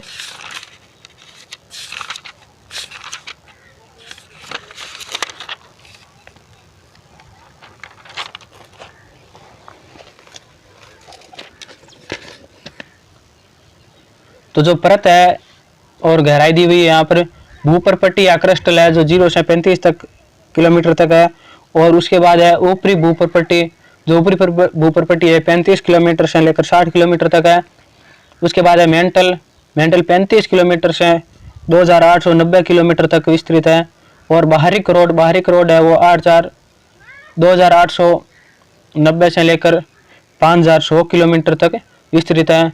उसके बाद है आंतरिक करोड है ये 5100 किलोमीटर से लेकर 6378 किलोमीटर तक विस्तृत है। उसके बाद है यहाँ पर एडवर्ड सेवस के अनुसार पृथ्वी की आंतरिक संरचना, यानी जो एडवर्ड सेवस है उसके अनुसार पृथ्वी की आंतरिक संरचना किस प्रकार है वो हम देख देते हैं। जर्मन वैज्ञानिक सवेस के मुताबिक संपूर्ण पृथ्वी का सापेक्ष घनत्व 5.5 है। उनके अनुसार पृथ्वी की सबसे आंतरिक चट्टानी परत ठोस है तथा अधिक घनत्व वाली धातुओं की बनी है। सवेस के इस आधार पर चट्टानी परतों को 3 भागों में विभाजित किया गया है। ये परतें एक दूसरे पर आवरण की भांति चढ़ी हुई है, किंतु यह संभव है कि ये आवरण असमान हो। परंतु परतों का वर्गीकरण इस प्रकार है। जो परतें बताई हुई है उन्होंने 3 प्रकार की बताई है, वो इस प्रकार है। SiAl यह सबसे ऊपरी परत है जो सिलिका और एल्यूमिनियम से निर्मित है। इसका सापेक्षिक घनत्व 2.75 से 2.90 तक होता है। इसकी चट्टानें अम्लीय होती है, यानी जो सियाल है इसकी चट्टानें कैसी होती है, अम्लीय होती है। और इनमें ग्रेनाइट चट्टानें भी अधिकता होती है। ग्रेनाइट चट्टानें की क्या होती है, अधिकता होती है। विश्व के सभी द्वीपों और महाद्वीपों में 30 किमी गहराई तक मौजूद है। अटलांटिक महासागर में इसकी गहराई 29 किमी तक है तथा प्रशांत महासागर में इसकी गहराई नगण्य है, यानी प्रशांत महासागर में इसकी कोई गहराई नहीं है। यह तो थी सियाल। सियाल के बाद में आती है सीमा। यह बीच की परत है जो सिलिका और मैग्नीशियम की बनी होती है, यानी जो सीमा किसकी बनी होती है, मैग्नीशियम और सिलिका और मैग्नीशियम की बनी होती है। इस परत का सापेक्ष घनत्व 2.90 से 4.76 तक है। इसमें बेसाल्ट की चट्टानें प्रमुख है। डूनाइट,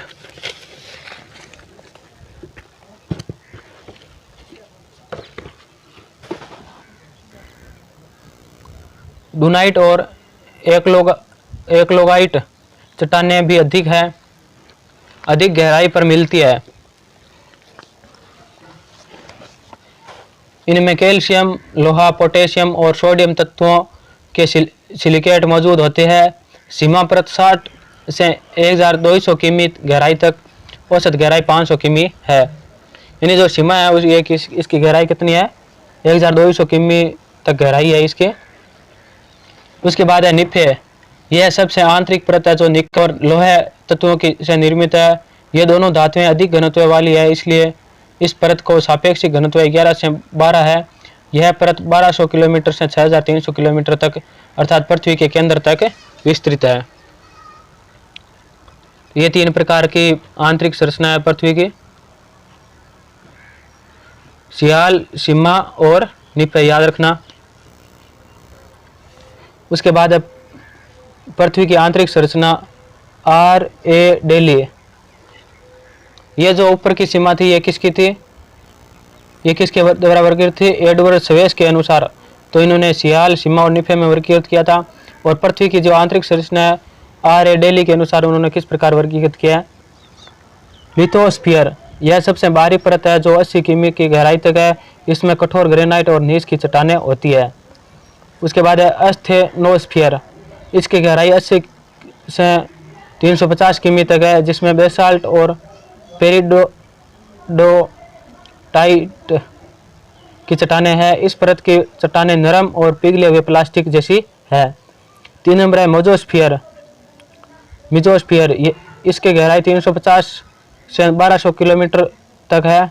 इसमें अपेक्षाकृत अधिक कठोर चट्टानें होती है। स्ट्रेटोस्फीयर, यह परत 1200 किमी से पृथ्वी के केंद्र तक विस्तृत है। इसमें पाई जाने वाली चट्टानें काफ़ी कठोर है। तो ये पृथ्वी की आंतरिक संरचना है। ये वैज्ञानिकों के अनुसार भी अलग अलग प्रकार बताई है। उसके बाद है पृथ्वी की आंतरिक संरचना है वॉन डेर ग्रांच के अनुसार।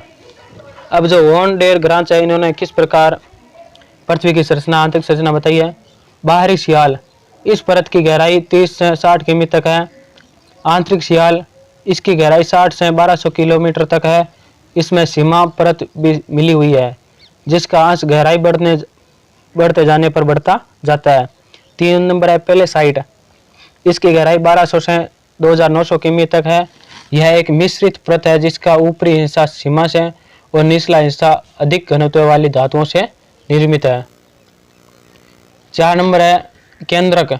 इस परत की गहराई 2900 से 6378 किमी तक है। यह निकल व लोहे धातुओं से निर्मित है। इस प्रकार अलग अलग भूगोलवेताओं ने या खगोलविदों ने अलग अलग बताई है। विषुवत रेखा पर दो देशांतरों के बीच की दूरी 111.32 किलोमीटर होती है, जो ध्रुवों की ओर घटकर कितनी हो जाती है? तो ध्रुवों की ओर घटकर कितनी हो जाती है? 0 हो जाती है। 0 डिग्री देशांतर को ग्रीनविच रेखा कहा जाता है। यह रेखा कहाँ से होकर गुजरने के कारण इसका यह नाम पड़ा है? तो ये लंदन के निकट ये ग्रीनविच शहर से होकर गुजरती है। ग्रीनविच से गुजरने वाली मध्याह्न रेखा को प्रमुख मध्य रेखा कहते हैं। इसे 0 डिग्री देशांतर रेखा भी कहा जाता है। इसे क्या कहा जाता है? 0 डिग्री देशांतर रेखा भी कहा जाता है। भारत का मानक समय ग्रीनविच के मानक समय से कितने घंटे आगे है? तो 5.5 घंटे आगे है ये। जब इंग्लैंड में दोपहर के 12 बजे का समय होता है, तो भारत में क्या समय होता है? तो भारत में कितने होते हैं? शाम के 5:30 बजे होते हैं।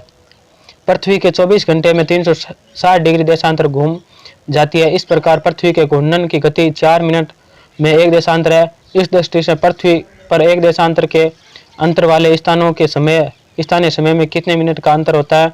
तो 4 मिनट का अंतर होता है। और 15 डिग्री के अंतर पर 1 घंटा होता है। यानी 15 डिग्री देशांतर के अंतर में क्या होता है? 1 घंटे का अंतर हो जाता है। भारत से अमेरिका जाने के लिए पश्चिम से पूर्व की ओर यात्रा आरंभ करते हैं, तो प्रत्येक 15 डिग्री देशांतर पार करने पर घड़ी का 1 घंटा आगे करना होगा। तथा पश्चिम की ओर यात्रा करने पर प्रत्येक 15 डिग्री देशांतर पार करने पर घड़ी को क्या करना होगा? तो 1 घंटा पीछे करना होगा। पूर्वी स्थानों पर सूर्य पहले क्यों निकलता है? क्योंकि पृथ्वी पश्चिम से पूर्व की ओर घूमती है, इसलिए। किसी देश अथवा क्षेत्र में किसी एक मध्यवर्ती देशांतर रेखा के स्थानीय समय को पूरे देश अथवा क्षेत्र के समय का ज्ञान मान लिया जाता है, जिसका मानक समय मान लिया जाता है। भारत में कितने देशांतर पर पूरे देश का मध्याह्न मान लिया जाता है? तो भारत में कौन सा मानक समय रेखा है? तो 82.5 डिग्री पूर्वी देशांतर मानक समय रेखा है। भारत में कहाँ से गुजरने वाले 82.5 डिग्री पूर्वी देशांतर के स्थानीय समय को भारतीय मानक समय माना जाता है? तो ये नैनी प्रयागराज के समीप से गुजरती है। भारत में सबसे पहले सूर्योदय कहाँ होता है?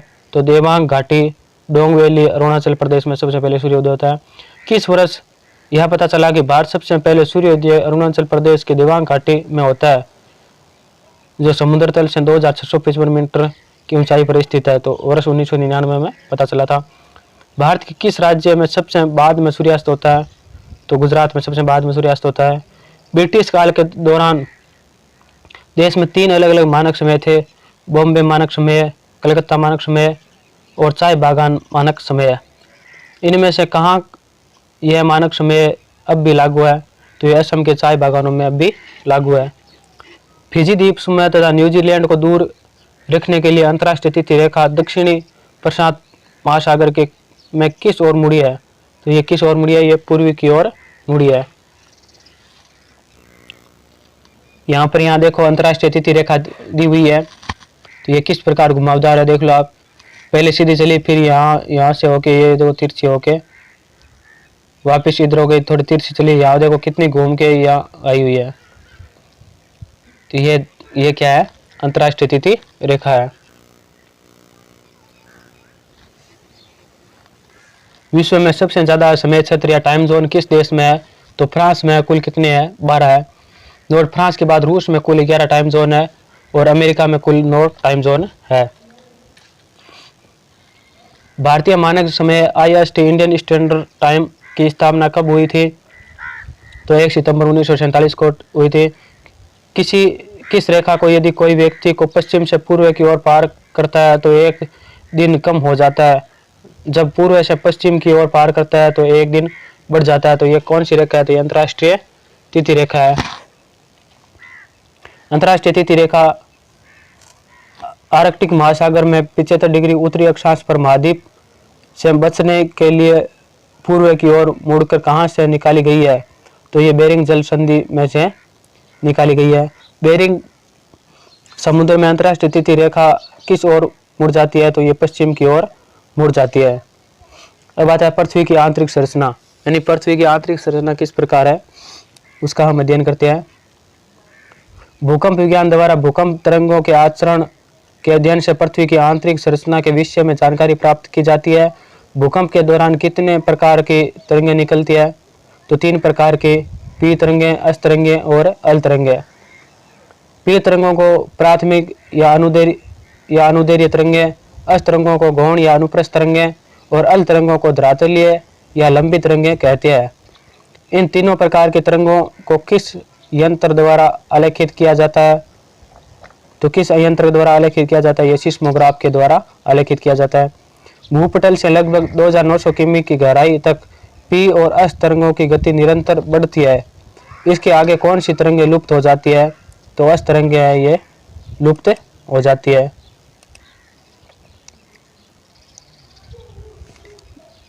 दो 2900 किलोमीटर की गहराई पर एस तरंगों के लुप्त होने के कारण पृथ्वी के केंद्रक पिंड के किस अवस्था में होने का अनुमान लगाया जाता है, तो तरल अवस्था में होने का अनुमान लगाया जाता है।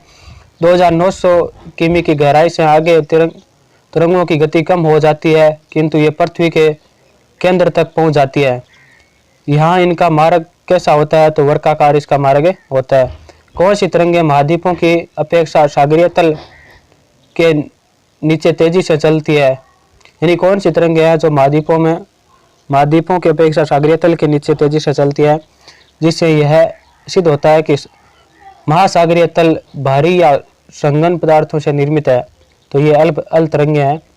2900 किमी से नीचे अधिक गहराई पर भूगर्भ की रचना किन पदार्थों से बनी हुई है, तो अधिक संघन पदार्थों से बनी हुई है। केंद्र में पृथ्वी के आयतन का 1/8 भाग किस पदार्थ से निर्मित है, तो केंद्र में जो पृथ्वी का आयतन है ये 1/8 भाग ये लोहे से निर्मित है। भूकरोड़ में कौन सी तरंगें प्रवेश करती है, तो केवल पी तरंगें हैं ये प्रवेश करती है। वैज्ञानिकों के अनुसार मध्यवर्ती लोहे करोड़ तरल है या ठोस, तो ये कैसा है, तरल है। धरातल से पृथ्वी के केंद्र तक तापमान विभिन्न दरों में बढ़ता है। धरातलों से लगभग 100 किमी की गहराई तक 12 डिग्री सेल्सियस प्रति किमी और उसके नीचे 300 किमी तक 2 डिग्री सेल्सियस प्रति किमी की दर से तापमान बढ़ता है। 300 किमी से नीचे किस दर से तापमान बढ़ता है, तो 1 डिग्री सेल्सियस प्रति किमी की दर से तापमान बढ़ता है। भूपटल या भूपर्पट्टी तथा क्रिस्टल सिलिका और एल्यूमिनियम से निर्मित होता है और इसमें अवसादी एवं ग्रेनाइट चट्टानों की प्रधानता है। इसे किस अन्य नाम से भी जानते हैं, तो इसे सियाल के नाम से भी जाना जाता है। भूपर्पट्टी की मोटाई महाद्वीपों के नीचे 8 से 45 किलोमीटर तक और महासागरों के नीचे 5 किलोमीटर तक मानी जाती है। पृथ्वी की सबसे बाहरी परत भूपटल पृथ्वी के कुल आयतन का कितना भाग है, तो कितना भाग है, मात्र 0.5% है। ऊपरी भूपटल परत ठोस अवस्था में है और इसका घनत्व 2.8 है। इस भाग की चट्टानें कैसी है, तो इस भाग की चट्टानें कैसी है, अम्लीय है। निचली भूपटल परत आंशिक रूप से तरल अवस्था में और उसका घनत्व 3.0 है। इस परत की चट्टानें किस प्रकार की है, तो ये किस प्रकार की है, क्षारीय है।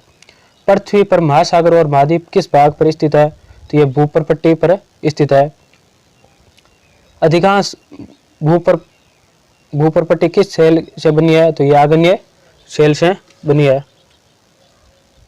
यहाँ पर कुछ दिया हुआ फैक्ट, ब्लू मून क्या है, जो ब्लू मून है वो क्या है।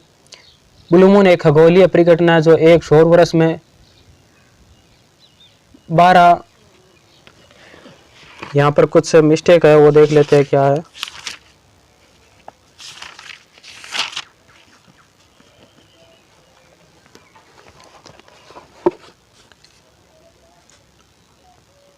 ब्लू मून एक खगोलीय परिघटना है जो एक सौर वर्ष में 12 चंद्रमाहों से कुछ अधिक दिन होने के कारण घटित होती है। चंद्र ग्रहण पर पूर्ण चंद्रमा दिखता है और जब ऐसा होता है तो चंद्र चांद की निचली सतह से नीले रंग की रोशनी बिखरती है।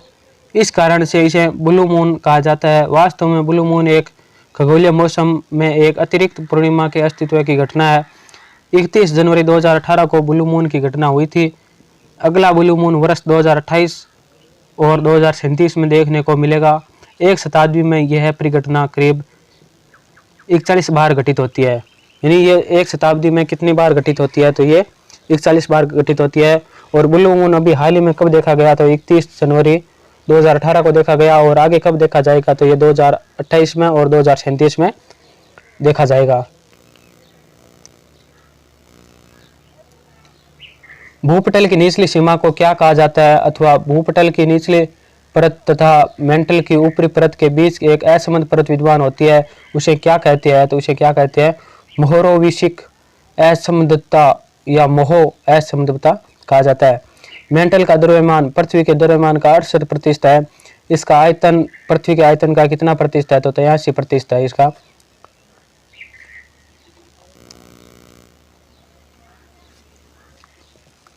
मेंटल में भूकंप तरंगों की गति मंद पड़ जाती है, इसलिए इस परत को क्या कहते हैं, तो इसे निम्न गति का मंडल कहा जाता है। मेंटल में सिलिका और मैग्नीशियम की प्रधानता है, इसलिए इसे किस नाम से भी जाना जाता है, तो ऊपरी मेंटल परत का विस्तार इसे सीमा के नाम से भी जाना जाता है। ऊपरी मेंटल परत का विस्तार 100 से 1700 किमी तथा निचली मेंटल परत की औसत मोटाई 1700 से 2900 किमी है। मेंटल में बेसाल्ट सेलों की अधिकता होती है। मेंटल में किसकी अधिकता होती है, तो बेसाल्ट सेलों की अधिकता होती है। किस परत में ज्वालामुखी के लिए लावा प्राप्त होता है, तो मेंटल में ही ज्वालामुखी के लिए लावा प्राप्त होता है। मेंटल की मोटाई लगभग 2895 किलोमीटर है, जिसका विस्तार 100 से 2900 किमी की गहराई तक है, जो अर्ध ठोस अवस्था में है। जो मेंटल क्या है, अर्ध ठोस अवस्था में है। एक संक्रमण परत जो मेंटल को करोड़ से विभक्त करती है, क्या कहलाती है, गुटेनबर्ग असंबद्धता कहलाती है। बाह्यतम करोड़ की विशेषता यह है कि यह तरल अवस्था में है, जबकि आंतरिक करोड़ का पदार्थ ठोस पदार्थ की भांति व्यवहार करता है। इसकी त्रिज्या कितनी है, तो इसकी त्रिज्या लगभग 1255 किमी है। आंतरिक करोड़ के घूर्णन का कोणीय वेग पृथ्वी के कोणीय वेग से अधिक होता है या कम, तो थोड़ा अधिक होता है। किस परत को धनात्मक करोड़ या गुरुमंडल या अंतरतम प्लेट पटल भी कहते हैं, तो भूकरोड़ को क्या कहा जाता है, अंतरतम प्लेट भी पटल भी कहा जाता है। गुटेनबर्ग असमता सीमा के ऊपर मेंटल का घनत्व 5.5 है। इससे नीचे भूकरोड़ का औसत घनत्व कितना है, तो लगभग 10 है। करोड़ पी तरंगों की गति काफी अधिक होती है। यह कितनी होती है, तो ये 13.6 किमी प्रति सेकंड होती है। भूकरोड़ की मोटाई 2900 से लगभग 6400 किमी है।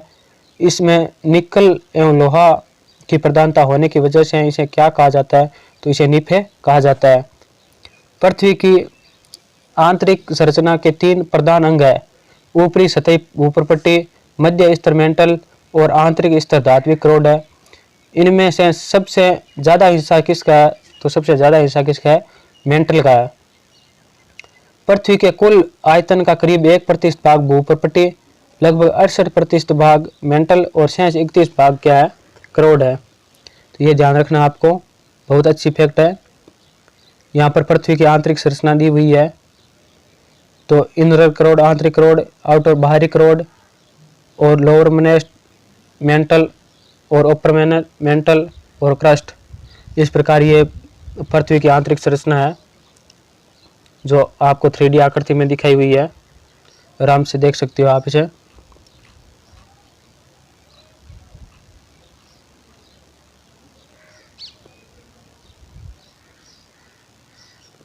किसे कहते हैं ब्लड मून, तो ब्लड मून तो हमने देखा था। ब्लड मून किसे कहते हैं, ब्लड मून भी एक खगोलीय घटना है। पृथ्वी की छाया जब पूरे चंद्रमा को ढक देती है, तो उसके बाद भी सूर्य की कुछ किरणें चंद्रमा तक पहुंचती है, लेकिन चांद तक पहुंचने के लिए उन्हें पृथ्वी के वायुमंडल से गुजरना पड़ता है।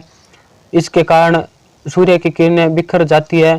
पृथ्वी के वायुमंडल में बिखर कर जब किरणें चांद की सतह पर पड़ती है, तो सतह पर एक लालिमा बिखर जाती है, जिससे चांद लाल रंग का देखने को लगता है, और उसका उल्लेख ब्लड मून के तौर पर किया जाता है। यानी जो पृथ्वी है उसकी छाया है चंद्रमा पर पड़ जाती है, तो क्या होता है, चंद्रमा को पूरा ढक देती है। फिर भी जो थोड़ी जगह बन जाती है तो किरणें हैं वो पृथ्वी के वायुमंडल से होकर जब उस पर पड़ती है तो ये लालिमा बिखेरती है। इसीलिए क्या कहते हैं उस वक्त को, उस खगोलीय घटना को क्या कहा जाता है? ब्लड मून कहा जाता है। सुपर ब्लू मून क्या होता है? तो 31 जनवरी 2018 को उस वर्ष का पहला चंद्र ग्रहण दिखाई दिया। इस बार सुपर मून, ब्लू मून और ब्लड मून एक ही रात को में दिखाई दिए, इसलिए इस बार को चंद्र ग्रहण को सुपर ब्लू मून कहा गया है। यानी दोनों ब्लड और ब्लू दोनों एक साथ में ही थे, तो इसीलिए इसे सुपर ब्लू मून कहा गया। ज्वार भाटा किसे कहते हैं? चंद्रमा एवं सूर्य की आकर्षण शक्तियों के कारण सागरीय जल के ऊपर उठने या गिरने को ज्वार भाटा कहते हैं। सागरीय जल के ऊपर उठकर आगे बढ़ाने को ज्वार तथा सागरीय जल को नीचे गिरकर सागर की ओर पीछे लौटना भाटा कहलाता है। पृथ्वी, चंद्रमा और सूर्य की पारस्परिक गुरुत्वाकर्षण शक्ति की क्रियाशीलता ही ज्वार भाटा की उत्पत्ति का प्रमुख कारण है। चंद्रमा का ज्वार उत्पादक बल सूर्य की अपेक्षा दोगुना होता है, क्योंकि यह सूर्य की तुलना में पृथ्वी के अधिक निकट है। अमावस्या और पूर्णिमा के दिन चंद्रमा, सूर्य एवं पृथ्वी एक सीध में होते हैं, जो उच्च ज्वार उत्पन्न करते हैं। यानी अमावस्या के दिन क्या होता है कि चंद्रमा, सूर्य और पृथ्वी एक ही सीध में होते हैं, तो वहां पर उच्च ज्वार उत्पन्न होता है। दोनों पक्षों की सप्तमी या अष्टमी को सूर्य और चंद्रमा पृथ्वी के केंद्र पर समकोण बनाते हैं। इस स्थिति में सूर्य और चंद्रमा के आकर्षण बल एक दूसरे को संतुलित करने के प्रयास में प्रभावहीन हो जाते हैं, तो निम्न ज्वार उत्पन्न होता है। पृथ्वी पर प्रत्येक स्थान पर प्रतिदिन 12 घंटे 26 मिनट के बाद ज्वार तथा ज्वार के 6 घंटे 13 मिनट बाद भाटा आता है। ज्वार प्रतिदिन 2 बार आता है, एक बार चंद्रमा के आकर्षण से और दूसरी बार पृथ्वी के अपकेंद्रीय बल के कारण। लेकिन इंग्लैंड के दक्षिण तट पर स्थित साउथहैम्पटन में ज्वार प्रतिदिन 4 बार आता है। ये बहुत ही मोस्ट या वेरी महत्वपूर्ण प्रश्न है कि पृथ्वी पर 4 बार ये ज्वार कहाँ आता है? तो ये इंग्लैंड के दक्षिणी तट पर साउथहैम्पटन पर ये कितनी बार आता है? 4 बार आता है।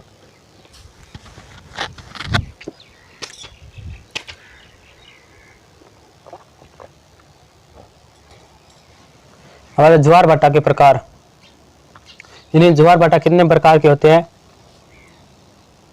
दीर्घ अथवा उच्च ज्वार। अमावस्या और पूर्णिमा के दिन सूर्य, चंद्रमा और पृथ्वी तीनों एक सीध में होते हैं। इस स्थितियों में सूर्य, चंद्रमा और पृथ्वी के संयुक्त प्रभाव के कारण ज्वार की ऊंचाई सामान्य ज्वार से 20% अधिक होती है। इसे वृत्त ज्वार या उच्च ज्वार कहते हैं। यानी दीर्घ ज्वार होता है। उसके बाद है लघु या निम्न ज्वार। शुक्ल या कृष्ण पक्ष की सप्तमी या अष्टमी को सूर्य और चंद्रमा के केंद्र पर समकोण बनाते हैं। इस कारण सूर्य और चंद्रमा दोनों ही पृथ्वी के जल को भिन्न दिशाओं में आकर्षित करते हैं। परिणाम स्वरूप इस समय उत्पन्न ज्वार औसत से 20% कम ऊंचे उठते हैं, जिसे लघु या निम्न ज्वार कहते हैं। तो ये उच्च ज्वार कब आता है? अमावस्या और पूर्णिमा के दिन आता है। और लघु और निम्न ज्वार है, ये कब आता है? यह शुक्ल और कृष्ण पक्ष में जो सप्तमी या अष्टमी होती है उस समय आता है। उसके बाद है दैनिक ज्वार। ये दैनिक ज्वार कब आता है? दैनिक ज्वार स्थान पर दिन में केवल एक बार ज्वार भाटा आता है, तो उसे दैनिक ज्वार भाटा कहते हैं। दैनिक ज्वार भाटा 24 घंटे 52 मिनट के बाद आते हैं। यानी दैनिक ज्वार भाटा ये 24 घंटे और 52 मिनट के बाद में आते हैं। मेक्सिको की खाड़ी और फिलिपाइन द्वीप समूह में दैनिक ज्वार भाटा आते हैं। यानी रोजाना जो डेली जो ज्वार भाटा आता है उसे दैनिक ज्वार भाटा कहते हैं। अर्ध दैनिक ज्वार, जब किसी स्थान पर दिन में 12 घंटे 26 मिनट के अंतराल पर ज्वार भाटा आता है तो इसे अर्ध दैनिक ज्वार कहते हैं। ताहिती द्वीप और ब्रिटिश द्वीप समूह इस प्रकार के ज्वार आते हैं। यानी जो ताहिती द्वीप और ब्रिटिश द्वीप समूह है उस पर किस प्रकार के ज्वार आते हैं? तो ज्वार जब समुद्र में दैनिक ज्वार और अर्ध दैनिक दोनों प्रकार के ज्वार भाटे आते हैं तो उसे मिश्रित ज्वार भाटा कहा जाता है। ये तो थे सभी ज्वार के प्रकार, यानी ज्वार किस किस प्रकार के आते हैं। भूकरोड़ का आयतन पृथ्वी के कुल आयतन का 16% है। यानी भूकरोड़ है उसका आयतन है पृथ्वी के कुल आयतन का 16% है तथा कुल द्रव्यमान का 32% है। यह परत तरल अथवा प्लास्टिक अवस्था में है, लेकिन अत्यधिक दबाव के कारण किस प्रकार आचरण करती है, तो यह ठोस की तरह आचरण करती है। करोड़ का निर्माण लगभग 88.8% लोहा से हुआ है। भूरसायन शास्त्री F.W. क्लार्क के अनुसार पृथ्वी की भू प्रकृति में कितना ऑक्सीजन है, तो लगभग 47% है। पृथ्वी का निर्माण लोहा 32.1%, oxygen 30.1%, silicon 15.1%, magnesium 13.9%, sulphur 2.9%, nickel 1.8%, calcium 1.5% और एल्यूमिनियम 1.4% और अन्य तत्व है लगभग 1.2% से हुआ है। यानी पृथ्वी का निर्माण है वो किस किस धातुओं से, किन किन से मिलकर बना है, तो यहाँ पर सभी के प्रतिशत दिए हुए हैं, आराम से देख सकते हो आप। किस वैज्ञानिक के अनुसार पृथ्वी की आंतरिक संरचना अथवा चट्टानी परतों को 3 भागों सियाल, सीमा और निफे में विभाजित किया जाता है, तो किस वैज्ञानिक के अनुसार क्या एडवर्ड सेवेस ने इस प्रकार पृथ्वी के आंतरिक भागों सियाल, सीमा और निफे में विभक्त किया था। एडवर्ड सेवेस के अनुसार सीमा परत पर सियाल परत के बने महाद्वीप तैर रहे हैं। इसका प्रमुख कारण है क्योंकि सीमा का सापेक्षिक घनत्व सियाल से अधिक है। किस भूगोलवेत्ता ने पृथ्वी के केवल 2 ही तरह की परतें बताई है, सियाल और सीमा। सीमा परत के मिलने से बनी भूप्रपटी क्रस्ट और पृथ्वी का आंतरिक भाग अधस्तर है। तो ये कौन से वैज्ञानिक थे, भूगोलवेत्ता थे? Arthur Holmes. पृथ्वी पर सबसे उच्चतम बिंदु माउंट एवरेस्ट जिसकी ऊंचाई 8,850 मीटर है, और पृथ्वी पर सबसे निम्नतम बिंदु मारियाना ट्रेंच है जिसकी गहराई 11,032 मीटर है।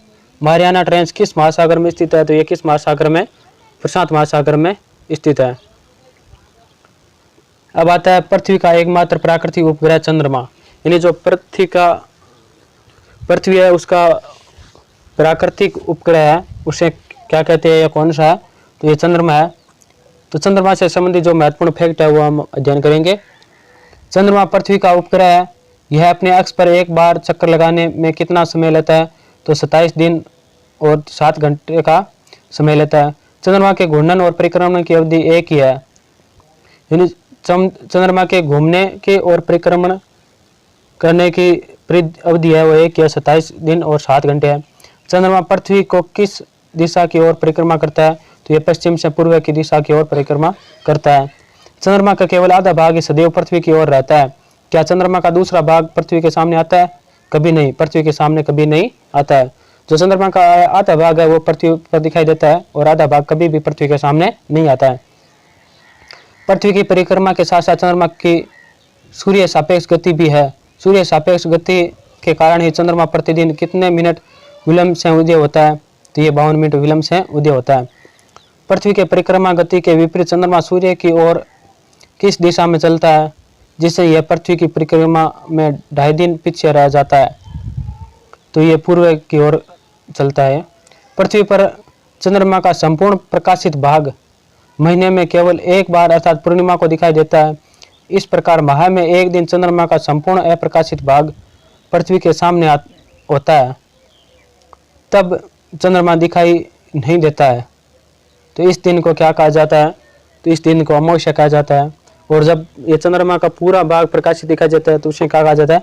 पूर्णिमा कहा जाता है। अमावस्या से पूर्णिमा तक चंद्रमा का दिखाई देने वाला प्रकाशित भाग प्रतिदिन बढ़ता जाता है। यानी भाग कब बढ़ता है? अमावस्या से जब पूर्णिमा तक चंद्रमा का दिखाई देने वाला भाग प्रकाशित भाग है वो प्रतिदिन बढ़ता जाता है। इसके विपरीत पूर्णिमा से अमावस्या तक यह धीरे धीरे घटता जाता है। चंद्रमा की इन परिवर्तित आकृतियों को क्या कहा जाता है, तो इसे चंद्रकलाएं कहा जाता है। जब पृथ्वी चांद और सूर्य के बीच में आ जाती है तो पृथ्वी की छाया चंद्रमा पर पड़ती है और उस पर अंधेरा छा जाता है। इस घटना को क्या कहा जाता है, तो इसे अर्ध चंद्रग्रहण कहा जाता है। चंद्रग्रहण हमेशा पूर्णिमा को होता है। क्या प्रत्येक पूर्णिमा को चंद्रग्रहण होता है? नहीं, चंद्रग्रहण उसी पूर्णिमा को होता है जब चंद्रमा पृथ्वी के रुक्ष तल में होता है। ऐसा यदाकदाई होता है। पृथ्वी तथा चंद्रमा के कक्षा तलों के परस्पर कितने डिग्री का झुकाव होता है, तो करीब 5 डिग्री का झुकाव होता है। चंद्रग्रहण का पूरा प्रकाशित भाग पृथ्वी की परछाया में आ जाता है। तो इसे क्या कहते हैं? तो इसे पूर्ण चंद्रग्रहण कहते हैं। जब चंद्रमा का केवल कुछ भाग ही पृथ्वी की परछाई में आता है तो इसे परिघटना को क्या कहा जाता है? तो उसे खंड चंद्रग्रहण कहते हैं। यानी कुछ अंश आता है तो उसे खंड चंद्रग्रहण कहते हैं, और पूरा भाग आ जाए तो उसे पूर्ण चंद्रग्रहण कहते हैं। यहाँ पर चंद्रग्रहण का दिया हुआ है, यानी चंद्रग्रहण कब आता है? तो ये सूर्य है, ये चंद्रमा है, ये पृथ्वी है। जो पृथ्वी की छाया है ये सूर्य पर पड़ जाती है तो क्या हो जाता है? चंद्रग्रहण हो जाता है। और सूर्य ग्रहण किस प्रकार होता है? सूर्य ग्रहण में पृथ्वी बीच में आती है, चंद्रमा की छाया आ जाती है पृथ्वी पर, तो ये क्या हो जाता है? सूर्य ग्रहण हो जाता है।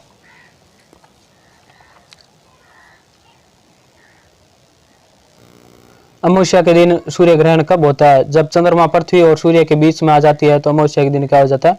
सूर्य ग्रहण हो जाता है। नोट, चंद्रमा के बीच में आ जाने के कारण उसकी परछाई पृथ्वी पर पड़ती है, और जहां जहां परछाई पड़ती है वहां से सूर्य दिखाई नहीं देता है। सूर्य ग्रहण को खंड सूर्य ग्रहण तब कहा जाता है जब सूर्य का आंशिक भाग ही दिखाई नहीं देता है। जब चंद्रमा सूर्य को पूरा ढक देता है तो इस सूर्य ग्रहण को क्या कहा जाता है? उसे पूर्ण सूर्य ग्रहण कहा जाता है। ब्लड मून शब्द का उपयोग किसके लिए किया जाता है? चंद्र ग्रहण के लिए किया जाता है। उन सागरीय तरंगों को क्या कहा जाता है जो चंद्रमा और सूर्य के पृथ्वी पर गुरुत्वाकर्षण बल द्वारा खिंचाव के कारण उत्पन्न होती है? उसे ज्वार भाटा कहा जाता है। चंद्रमा सूर्य से 2.6 लाख गुना छोटा है, लेकिन सूर्य की तुलना में 380 गुना पृथ्वी के अधिक समीप है। फलतः चंद्रमा की ज्वार उत्पन्न करने की क्षमता सूर्य की तुलना में कितना गुना अधिक है? तो मात्र 2.17 गुना अधिक है। पृथ्वी की सतह अपने केंद्र की तुलना में चंद्रमा से लगभग 6400 किमी समीप है।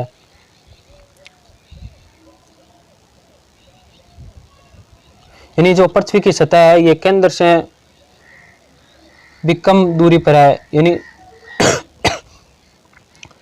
पृथ्वी की सतह अपने केंद्र की तुलना में चंद्रमा से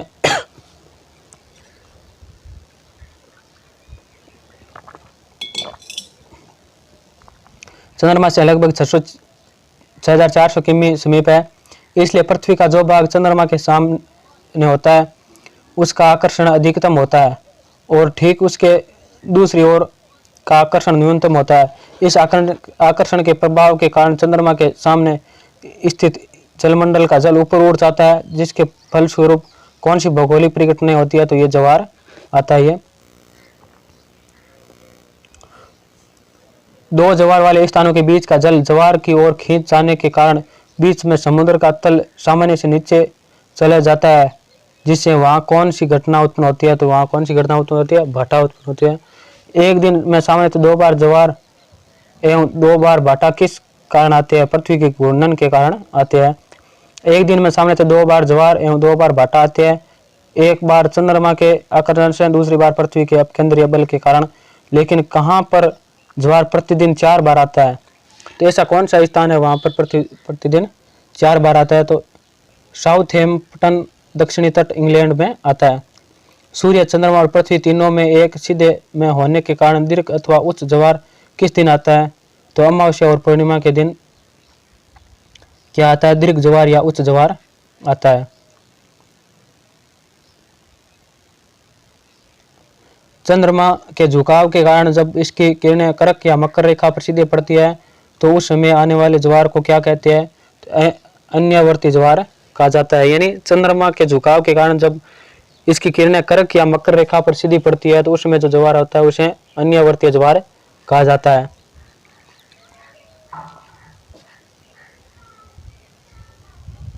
अन्यवर्तीय और विषुवतीय रेखीय ज्वार किसे कहते हैं? चंद्रमा के झुकाव के कारण जब इसकी किरणें कर्क या मकर रेखा पर सीधी पड़ती है तो उस समय आने वाले ज्वार को अन्यवर्तीय कहते हैं। इस अवस्था में ज्वार और भाटे की ऊंचाई में असमानता होती है। जब चंद्रमा की किरणें विषुवत रेखा पर लंबवत पड़ती है तो उस समय ज्वार भाटे की स्थिति में असमानता आ जाती है। ऐसी अवस्था में आने वाले ज्वार को विषुवत रेखा ज्वार कहा जाता है। नदियां, झीलों, तालाबों आदि में ज्वार भाटा क्यों नहीं आता है? अब आपके दिमाग में प्रश्न आएगा कि ये नदियां होती है, इसमें ज्वार क्यों नहीं आता है, झीलें में और तालाबों में? तो उसका डाउट क्लियर करते हैं हम। ज्वार भाटा की घटनाएं केवल सागरीय जल पर ही लागू नहीं होती, बल्कि उन सभी जल निकायों पर लागू होती है जिन पर समय एवं स्थान के साथ परिवर्तनशील गुरुत्वाकर्षण बल लगता है। इसका अनुभव नदियों, झीलों, तालाबों और अन्य छोटे जल निकायों में नहीं होता है, क्योंकि बड़े जल क्षेत्र में इनका परिणाम व्यापक होता है। इसलिए महासागर और समुद्र में ज्वार भाटा का अनुभव आसानी से हो सकता है। यानी कहने का मतलब है कि जहाँ जल होता है वहाँ सभी जगह ज्वार भाटा आता है, मगर समुद्र क्या व्यापक यानी बड़े क्षेत्र में फैले होने के कारण वहाँ पर आसानी से दिखाई देता है। और जो झीलें ये होती है, ये छोटी होती है, तालाबें हैं, तो यहाँ पर क्या है, थोड़ा सा ज्वार भाटा आता है तो यह दिखाई नहीं देता है। चंद्रमा का दक्षिणी ध्रुव है। चंद्रमा की दक्षिणी ध्रुव है पर सूर्य की थोड़ी ही रोशनी पहुँचती है। चंद्रमा की धुरी के थोड़े से झुकाव के चलते इसके कुछ क्षेत्र हमेशा ही छाया में रहते हैं। यहाँ पर बहुत विशाल गड्ढे हैं जिन्हें कोल्ड ट्रैप्स कहा जाता है। इनके तापमान 0 से 200 डिग्री तक नीचे जा सकता है। वैज्ञानिकों का मानना है कि इन कोल्ड ट्रैप्स में मौजूद तत्व 3 अरब साल से जमी हुई अवस्था में हो सकते हैं। उनके मुताबिक इनसे हमारे सौरमंडल की शुरुआती दौर के बारे में कुछ अहम जानकारियां हासिल हो सकती है। इन जानकारियों से जोएड इम्पैक्ट हाइपोथेसिस की पुष्टि हो सकती है। इस अवधारणा के मुताबिक करीब 4.4 अरब वर्ष पहले पृथ्वी से इसके ही आकार का एक विशाल पिंड टकराया था, जिसे चंद्रमा अस्तित्व में आया। इस पिंड को वैज्ञानिक थिया कहते हैं। माना जाता है कि टक्कर होने के बाद थिया और पृथ्वी के टुकड़े एक दूसरे में मिल गए और उनके मिलने से ही चांद का निर्माण हुआ था। ये जो आज हमारी क्लास थी ये कंप्लीट हो गई है। ये क्लास थी पृथ्वी और उसका ग्रह, उसका उपग्रह चंद्रमा, ये उसकी क्लास थी। ये क्लास में हमने बहुत ही सावधानी बरती है। फिर भी अगर कहीं पर शब्द की कोई गलत पढ़ा जाता है तो आप थोड़ा पॉइंटर पर ध्यान रखें जिससे आप सही पढ़ सके। ये क्लास है बहुत ही महत्वपूर्ण हुई है, बहुत ही मेहनत लगी है क्लास में। तो हमारे चैनल को एक बार सब्सक्राइब जरूर करें। और इसकी PDF है वो हमारे चैनल टेलीग्राम चैनल अलम स्टडी एंड जॉब पर मिल जाएगी, वहाँ से आप डाउनलोड कर सकते हैं। और हमारे YouTube चैनल को भी लाइक और शेयर और सब्सक्राइब जरूर करें। और कोई भी समस्या हो तो हमें कमेंट बॉक्स में कमेंट करके पूछ सकता है और अपनी राय दे सकता है। और कमेंट बॉक्स में जय हिंद ज़रूर लिखें। जय हिंद, जय भारत। वीडियो देखने के लिए सभी को बहुत बहुत धन्यवाद।